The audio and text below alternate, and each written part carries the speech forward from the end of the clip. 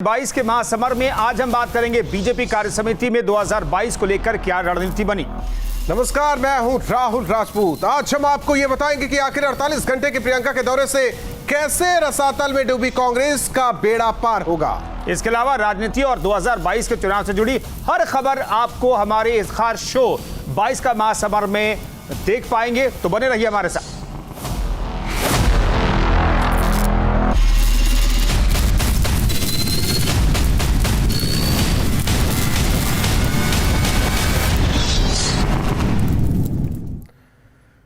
तो लखनऊ में आज बीजेपी कार्य समिति की बैठक हुई। 22 के महासमर को फतह करने के लिए खास रणनीति पर चर्चा हुई। पीएम मोदी के बाद जेपी नड्डा ने भी सीएम योगी की जमकर आज तारीफ की है। जाहिर तौर पर जिस तरीके से तारीफ और लगातार ये कोशिश हो रही है कि एक बार फिर सीएम योगी के चेहरे पर उत्तर प्रदेश में चुनाव लड़ा जाएगा बीजेपी की तरफ से, तो ऐसे में बेहद महत्वपूर्ण कार्य समिति की बैठक और आज नड्डा का ये संबोधन।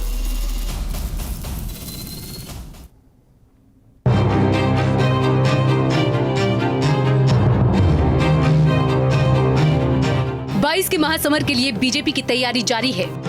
लखनऊ में बीजेपी कार्य समिति की बैठक में पंचायत चुनाव में मिली जीत पर नेताओं और कार्यकर्ताओं को बधाई मिली। जेपी नड्डा ने कहा कि ये जीत दिखाती है कि जनता का भरोसा बीजेपी पर कायम है। भारतीय जनता पार्टी के कोटि कोटि कार्यकर्ताओं को बधाई देना चाहता हूं, जिन्होंने जिला परिषद के चुनाव में और ब्लॉक प्रमुखों के चुनाव में बहुत अहम भूमिका अदा की है और सफलता दिलाई है। मुझे खुशी है कि 75 जिला परिषद की सीटों में 67 सीट्स भारतीय जनता पार्टी की झोली में गई। बीजेपी अध्यक्ष जेपी नड्डा ने सीएम योगी की भी जमकर तारीफ की। नड्डा ने कहा, सीएम योगी यूपी के विकास के लिए दिन रात मेहनत कर रहे हैं। हमारे योगी आदित्यनाथ जी, मुख्यमंत्री जी, जिस तरीके से पूरी ताकत के साथ विकास के काम में जुटे हैं, वह उत्तर प्रदेश को नई दृष्टि, नई दिशा देते हुए आगे अग्रसर बढ़ रहा है, यह हम सब लोग जानते हैं। जेपी नड्डा ने यह भी कहा कि यूपी के कोरोना प्रबंधन की अब दुनिया भर में तारीफ हो रही है। मैं यहाँ यह भी बताना चाहता हूँ कि उत्तर प्रदेश की प्रशंसा नहीं सिर्फ देश में हुई है, कल उत्तर प्रदेश की प्रशंसा और उत्तर प्रदेश के मुख्यमंत्री की प्रशंसा आदरणीय प्रधानमंत्री जी ने भी काशी में किस तरीके से उत्तर प्रदेश का काम हुआ है, इसके बारे में उन्होंने अपने वक्तव्य में रखा है, बताया है। लेकिन मैं तो ये भी कहूंगा कि जब उत्तर प्रदेश की प्रशंसा की बारी आती है तो हमारे ऑस्ट्रेलिया के क्रैग किली जो सांसद हैं, वह भी उत्तर प्रदेश की प्रशंसा करने में पीछे नहीं रहते और वह भी उत्तर प्रदेश के मुख्यमंत्री योगी जी की प्रशंसा करते हैं। जेपी नड्डा से पहले गुरुवार को काशी में पीएम मोदी ने भी सीएम योगी को कर्मयोगी बताया था।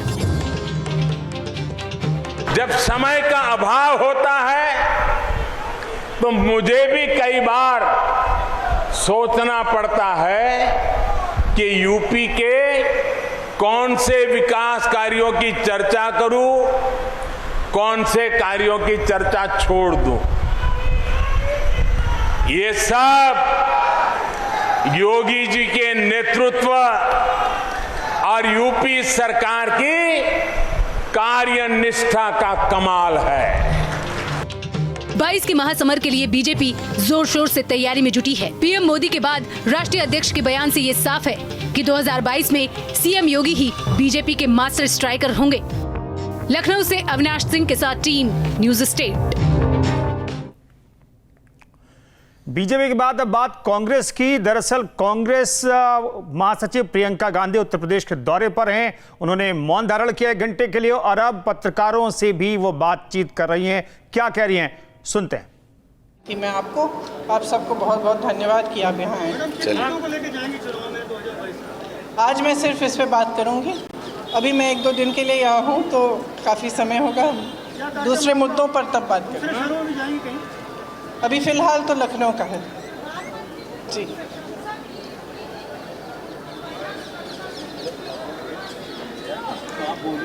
देखिए, या तो उनको दिख नहीं रहा है क्या हो रहा है इस प्रदेश में।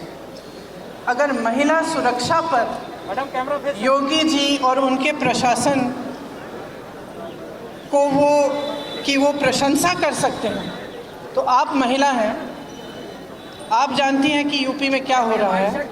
हम सब ने देखा है कि क्या हो रहा है। कितनी बार हम यहाँ आए हैं, हमने प्रदर्शन इसलिए किया है क्योंकि महिला इस प्रदेश में पूरी तरह से असुरक्षित है। उसके लिए क्या किया है इस सरकार ने? पंजाब की बात अब यहाँ मत करिए। धन्यवाद धन्यवाद धन्यवाद जी जी, अभी मैंने बताया कि मुद्दा यही था कि लोकतंत्र पर वार हो रहा है, संविधान को नष्ट करने की पूरी कोशिश हो रही है और सरकार खुद कोशिश कर रही है और उनके पीछे मोदी जी का हाथ है, जो आकर यहाँ पे उनकी प्रशंसा कर रहे हैं, उन्हें बधाई दे रहे हैं पंचायत चुनाव के लिए, जबकि पंचायत चुनाव में पूरी तरह से हिंसा इन्होंने फैलाई है और अराजकता होने दी है। धन्यवाद धन्यवाद। आप सबका बहुत बहुत महिला सुरक्षा के मसले को उठाने की कोशिश की है प्रियंका गांधी ने, तो ये सबसे महत्वपूर्ण मसला लग रहा है कांग्रेस के लिए। कांग्रेस महिला सुरक्षा के मसले को उठा रही है और ये रणनीति साफ तौर पर दिखाई दे रही। बाकी क्या रणनीति होगी? पत्रकारों ने जब प्रियंका गांधी से सवाल पूछा तो उन्होंने कहा कि अभी 1-2 दिन मैं हूं, इसलिए आगे बातचीत करेंगे, लेकिन आज सिर्फ महिला सुरक्षा के मसले पर उन्होंने मीडिया से बातचीत की है। तो जाहिर तौर पर प्रियंका लखनऊ पहुंची हुई हैं और जिस दौरान वो लखनऊ की धरती पर उतरती, यानी कि लखनऊ एयरपोर्ट पर, इसके बाद भव्य स्वागत प्रियंका का किया जाता है। बाकायदा उनका पूरा काफिला आगे बढ़ता है, आलमबाग होते हुए, चारबाग होते हुए सीधे हजरतगंज पहुंचता है, जहां गांधी जी की प्रतिमा के नीचे मौन धारण करती हैं प्रियंका अपने कांग्रेस कार्यकर्ताओं नेताओं के साथ। और यह मौन धारण पंचायत चुनाव में जो प्रियंका का आरोप है कि महिलाओं के साथ बदसलूकी हुई है, उसे लेकर हुआ है।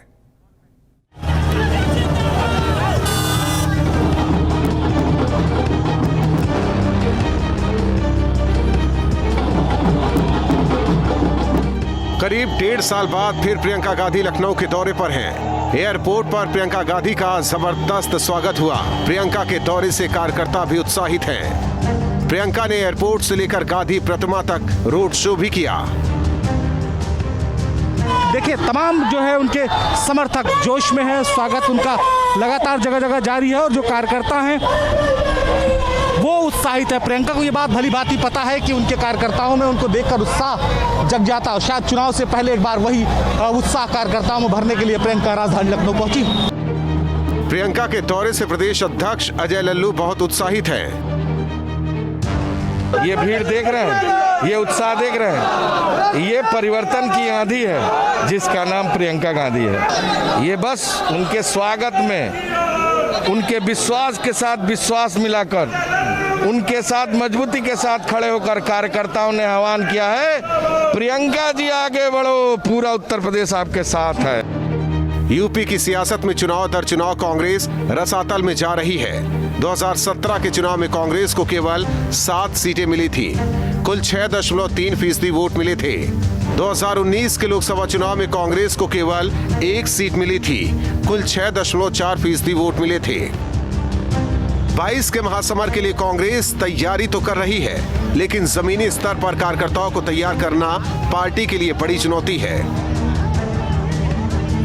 प्रियंका जैसे नेता के छोटे दौरों से कुछ नहीं होने वाला है। बीजेपी को चुनौती देने के लिए प्रियंका को लखनऊ में ही डेरा डालना होगा।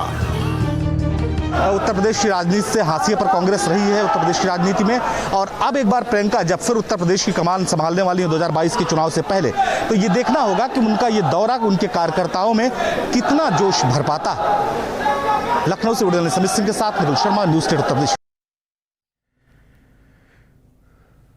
तो लखनऊ पहुंची हुई है प्रियंका, और ऐसे में मिशन 403 कांग्रेस के लिए कितना महत्वपूर्ण है आपको समझाते हैं, क्योंकि 2022 में विधानसभा का चुनाव होना है और कांग्रेस कितनी गंभीर है, कैसे पार पाएगी इससे, यह भी समझना बेहद जरूरी है। प्रियंका के पावर से पार होगी क्या कांग्रेस की नैया?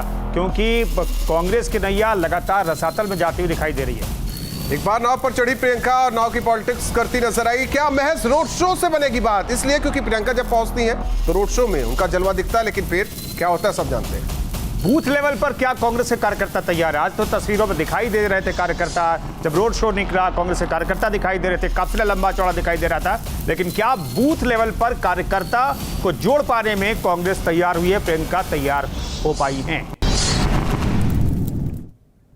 लखनऊ में बीजेपी कार्यसमिति के समापन के दौरान सीएम योगी ने विपक्ष पर जमकर निशाना साधा। सीएम योगी ने अखिलेश के उस बयान पर हमला किया जिसमें उन्होंने आतंकियों की गिरफ्तारी पर एटीएस पर सवाल उठाए थे। साथ ही आगरा में देश विरोधी नारेबाजी और धर्मांतरण के मामले पर भी सीएम ने विपक्ष पर निशाना साधा है। प्रदेश की सुरक्षा एजेंसियों ने जिस तरीके से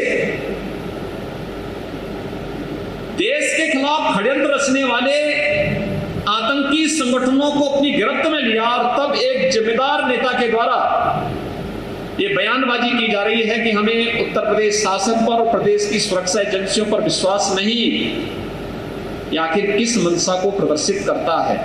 और अगर कल समाजवादी पार्टी के लोग आगरा में पाकिस्तान के समर्थन में नारेबाजी करते हैं तो आप स्वयं अनुमान कर सकते हैं कि देश और प्रदेश की सुरक्षा के बारे में इनके पास किस प्रकार का ब्लूप्रिंट है। ये इस चीज को बताता है कि लोग वोट बैंक के लिए राष्ट्रीय सुरक्षा के साथ खिलवाड़ करने में कोई परहेज नहीं करते। इनके लिए राष्ट्रीय सुरक्षा कोई मायने नहीं रखती है।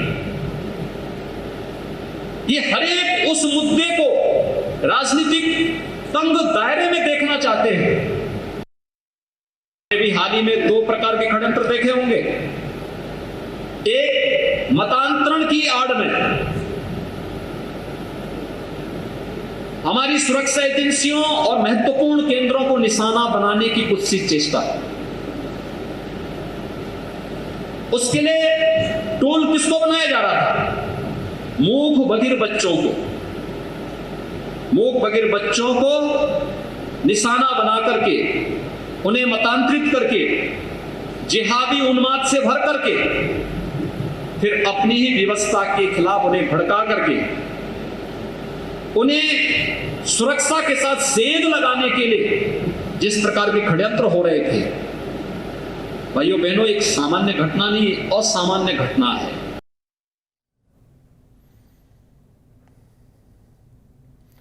तो एआईएमआईएम के चीफ असदुद्दीन ओवैसी ने बहराइच के बाद पश्चिमी यूपी का दौरा किया। ओवैसी मुस्लिम वोटों को साधने की कोशिश में जुटे हैं। सवाल यह है कि क्या ओवैसी 22 के महासमर में विपक्ष का खेल बिगाड़ेंगे या फिर बंगाल की तरह यूपी में भी ओवैसी के साथ खेला हो जाएगा?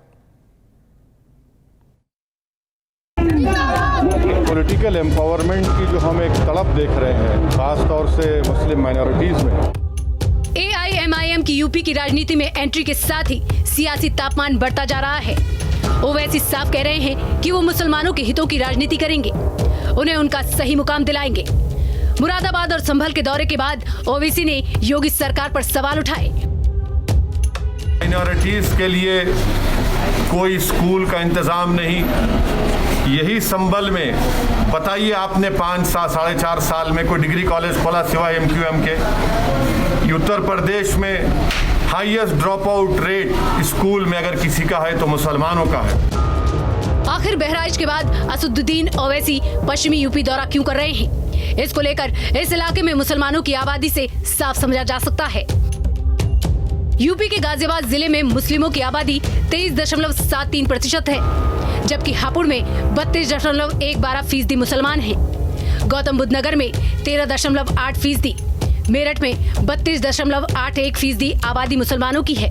बागपत की बात करें तो यहाँ 27.98% मुसलमान हैं। मुजफ्फरनगर में 38.9%, सहारनपुर में 41.95% मुसलमान हैं, तो बुलंदशहर में 35.53% मुसलमान आबादी है। अब आपको सुनाते हैं कि ओवैसी को लेकर गाजियाबाद के मुसलमानों का क्या कहना है। मुस्लिम वोट काटने के चक्कर में लगे, जैसे बिहार में हुआ है और ये लड़े हैं तो वहाँ नुकसान हुआ। ऐसा यहाँ नहीं सोच रहे। यहाँ एक ये समाजवादी कोई देने की प्लान है सबका। ये तोड़ना चाहते हैं मुस्लिम को आपस में, ये इनका गेम प्लान है।